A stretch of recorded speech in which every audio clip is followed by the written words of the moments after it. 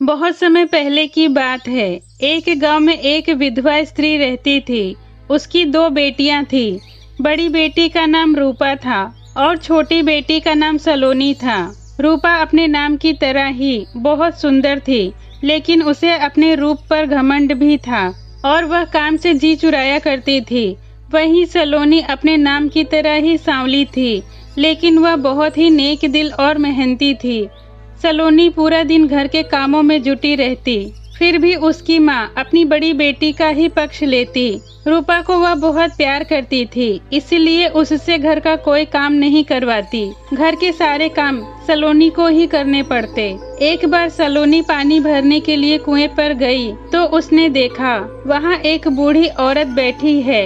बूढ़ी औरत ने सलोनी को देखकर गिड़गिड़ाते हुए कहा, बेटी थोड़ा पानी पिला दो, प्यास से मेरे प्राण निकल रहे हैं। सलोनी को उस बूढ़ी औरत पर दया आ गई। उसने कहा, हाँ हाँ माँ जी, जरूर पिलाऊंगी। और वह जल्दी से कुएं से पानी भरकर ले आई और उसने बूढ़ी औरत को पानी पीने के लिए दिया। ठंडा पानी पीकर बूढ़ी औरत बहुत खुश हुई और उसने सलोनी को खूब आशीर्वाद दिया। कुछ दिनों के बाद सलोनी की माँ उससे नाराज हो गई और उसे खूब पीटा और घर से बाहर निकाल दिया। बेचारी सलोनी कहाँ जाए? माँ के डर से घर लौटने की हिम्मत नहीं हो रही थी। बाहर वह किसी को जानती नहीं थी। यह सोचते सोचते वह रोते हुए गांव के बाहर चली गई। चलते चलते शाम हो गई। वह थक कर एक पेड़ के नीचे बैठ गई।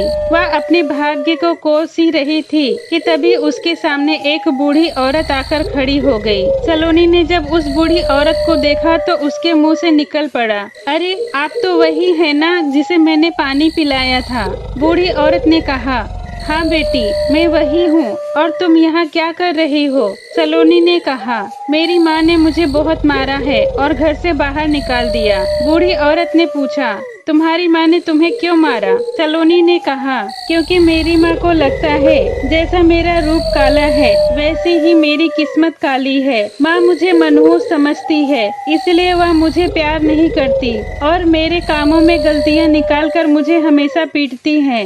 बूढ़ी औरत ने कहा, तुम चिंता मत करो और मेरे साथ चलो, लेकिन एक बात का ध्यान रखना, मेरी किसी भी बात पर हंसना नहीं। सलोनी ने उस बूढ़ी औरत की बात सुनकर हाँ कह दिया और चुपचाप उसके पीछे चलने लगी। कुछ दूर चलते ही सलोनी ने देखा कि दो कुल्हाड़ियाँ हवा में लटक रही हैं और आपस में लड़ रही हैं। कुछ दूर और आगे बढ़ने पर उसने देखा दो हाथ लटक रहे हैं और वह भी आपस में लड़ रहे हैं। फिर आपस में लड़ते हुए दो सिर और दो पैर भी दिखाई दिए। थोड़ा आगे बढ़ने पर एक झोपड़ी दिखाई दी। वह बूढ़ी औरत और सलोनी झोपड़ी के अंदर चले गए। अंदर जाकर बूढ़ी औरत एक कुर्सी पर जाकर बैठ गई और उसने सलोनी से कहा, रसोई में बर्तन रखे हुए हैं, जाकर खाना बना लो। सुबह से मैं भूखी हूँ और तुम भी भूखी होगी। ये कहकर उसने सलोनी को एक चावल का दाना दिया और कहा, यह चावल का दाना लो और इसे पतीले में रख कर पकने के लिए चूल्हे पर चढ़ा दो। सलोनी बिना कुछ पूछे रसोई में जाने लगी तो उसने देखा उस बूढ़ी औरत ने अपने दोनों हाथों से अपने सिर को उठाया और अपने पैरों पर रख दिया। ये देखकर सलोनी बहुत डर गई, लेकिन वह चुप रही और रसोई में जाकर चावल के दाने को पतीले में रखकर चूल्हे पर चढ़ा दिया। थोड़ी देर बाद चावल पका है या नहीं ये देखने के लिए जब उसने ढक्कन हटाया तो वह चौंक गई, क्योंकि जिस पतीले में उसने चावल का एक दाना डालकर पका रही थी वह चावल से भर गया था। सलोनी उस बूढ़ी औरत के लिए खाना परोस कर ले आई। तब उस बूढ़ी औरत ने अपने सर को वापस अपने धड़ पर रख लिया और पहले जैसी हो गई। फिर दोनों ने पेट भर खाना खाया और आराम से सो गए। सुबह होते ही बूढ़ी औरत ने सलोनी से कहा, अब तुम्हें अपने घर जाना चाहिए। तुम बहुत ही अच्छी लड़की हो, इसीलिए मैं तुम्हें इनाम देना चाहती हूँ। उस बूढ़ी औरत ने उसे अंडों से भरी एक टोकरी दी और बोली, जो अंडे तुम्हारा नाम ले रहे हैं उन्हें उठा लो और जब अपने घर के नजदीक पहुंच जाओगी तब इन अंडों को तोड़ देना। सलोनी ने उन अंडों को उठा लिया जो उसका नाम ले रहे थे। इसके बाद सलोनी ने बूढ़ी औरत से विदा लिया और घर की ओर चल दी। जब सलोनी घर के पास पहुंची तो उसने बूढ़ी औरत के कहे अनुसार उन अंडों को तोड़ दिया। उन अंडों के टूटते ही उनमें से सुंदर सुंदर कपड़े, हीरे, मोती और गहने निकल आए।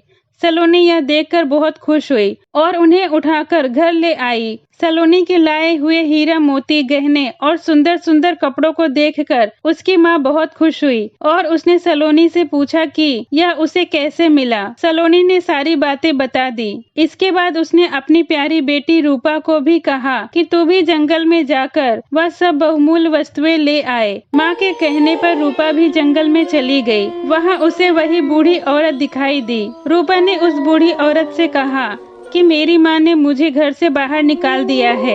बूढ़ी औरत ने कहा कि कोई बात नहीं है, आज रात तुम मेरे यहाँ रुक जाओ, कल घर चली जाना, तब तक तुम्हारी माँ का गुस्सा भी शांत हो जाएगा। रूपा उस बूढ़ी औरत के साथ उसके घर जाने लगी। बूढ़ी औरत ने रूपा से कहा कि घर पहुंचकर तुम मेरी किसी भी बात पर हंसना मत। लेकिन रूपा अपनी बहन से अलग थी। वह बहुत ही घमंडी और मन की करने वाली थी। पूरे रास्ते उसने बूढ़ी औरत का मजाक उड़ाया। रास्ते में उसे भी हवा में लटकते हुए कुल्हाड़ी, हाथ पैर और सर आपस में लड़ते हुए दिखाई दिए। उसे पहले से ही इन सब के बारे में पता होने के कारण उसे बहुत हंसी आ रही थी। वह अपनी हंसी को रोक नहीं पा रही थी। बूढ़ी औरत को बहुत गुस्सा आ रहा था, लेकिन उसने कुछ नहीं बोला। घर पहुंचकर भी रूपा ने उस बूढ़ी औरत का मजाक उड़ाया। बूढ़ी औरत अपने गुस्से पर काबू करते हुए उसे खाना बनाने के लिए बोली, लेकिन रूपा ने खाना बनाने से मना कर दिया। तब बूढ़ी औरत ने खाना बनाया और रूपा को खाना परोस कर खाने के लिए दिया। जब वह सोने लगे तो बूढ़ी औरत ने रूपा से कहा, रात में अगर कोई आवाज दे तो दरवाजा मत खोलना। रूपा ने हाँ में सिर हिलाया और दोनों सो गए। आधी रात होते ही कोई नाम लेकर रूपा को बुलाने लगा। रूपा ने देखा कि बूढ़ी औरत सो रही है तो उसने चुपके से दरवाजा खोल दिया। दरवाजा खोलते ही उसकी चीख निकल गई। सामने एक भूत खड़ा था।